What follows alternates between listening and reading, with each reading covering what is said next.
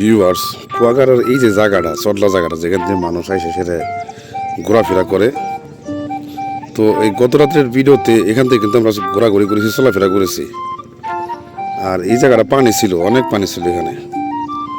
পানি থাকার কারণে আপনারা যদি রাতের ভিডিওটা দেখেন, গত রাত্রে যে আমি ভিডিওটা করছিলাম, ভিডিওটা যদি দেখেন তাহলে দেখতে পারবেন যে আসলে কী পরিস্থিতি ছিল। আর এখন দেখেন মানে এখান থেকে পানি নাই, পানি অনেকটা নেমে গেছে, পানি অনেকটাই নেমে গেছে।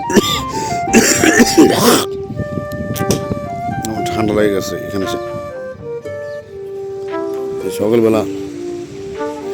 সকালবেলা লোকজন ঘুরতে আসছে, এই যে লোকজন ঘুরতে আসছে সকালবেলা।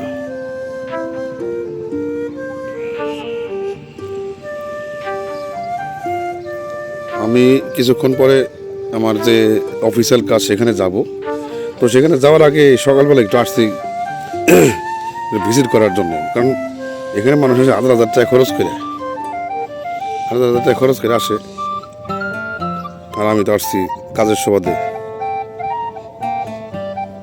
এই যে পুরোটা পানিতে ডুবেছিল, এই যে সকালের দিকে পানি নেমে গেছে, হয়তো রাত্রির দিকে গেছে।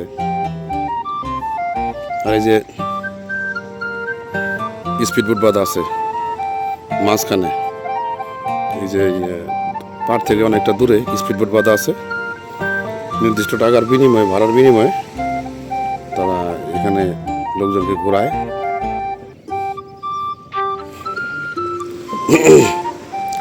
যার যার সাধ্য মতো সে আসছে, সবাই আসছে এখানে ঘোরার জন্যে। আর আমি তো আসছি কাজের জন্যে, কাজের উদ্দেশ্যে, কাজের পারপাসে আসা। আসলে এইরকম ভাগ্য কয়েকজনের হয় যে একটা কাজের সুবাদে যে কোনো একটা জায়গা যাওয়া।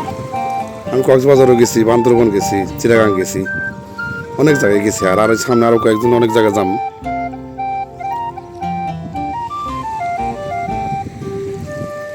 এই সাইডটা ঘুরছি, কিন্তু ওই সাইডে অপোজিট সাইডে ঘোরা হয় নাই। তো অপোজিট সাইডে যাবো এখন, তো অপোজিট সাইডে যাবো।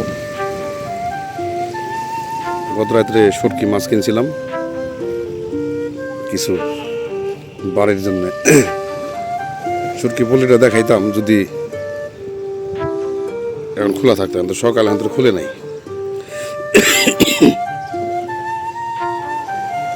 পানিটা খেয়াল করেন কিভাবে ডিউরা আসা করতেছে।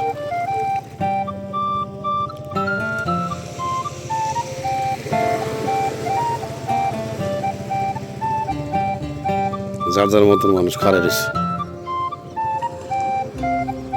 ঘুরতেছে, হাঁটতেছে, আমি হাঁটতেছি।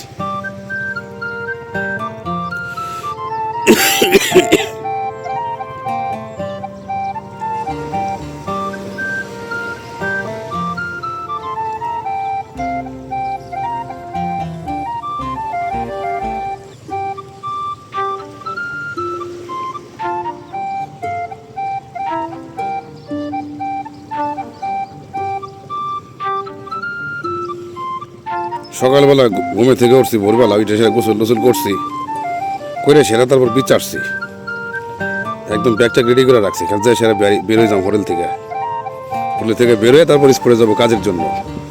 আজকে কাজ শেষ করে তারপর যাইতাম হইলাম আবার